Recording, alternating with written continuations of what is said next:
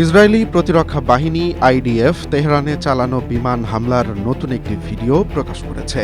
Lions রোর নামের এই অভিযানে একাধিক বিস্ফোরণ ও আকাশে ধোঁয়ার কুণ্ডুলি দেখা গেছে। যুক্তরাষ্ট্র ও ইসরায়েল যৌথভাবে এই হামলা চালানোর পর মার্কিন প্রেসিডেন্ট ডোনাল্ড ট্রাম্প ও ইসরায়েলের প্রধানমন্ত্রী বেনিয়ামিন নেতানিয়াহু ইরানের ক্ষেপণাস্ত্র কর্মসূচি পুরোপুরি ধ্বংস করে দেওয়ার ঘোষণা দেন।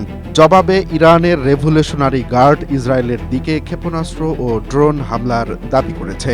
উপসাগরীয় অঞ্চলে মার্কিন বিভিন্ন ঘাঁটি লক্ষ্য করে একাধিক হামলার খবর পাওয়া গেছে। ইরানের রাষ্ট্রীয় গণমাধ্যম জানায়, হামলায় সর্বোচ্চ নেতা আলী খামেনি নিহত হয়েছেন। দেশ জুড়ে 40 দিনের শোক ঘোষণা করা হয়েছে।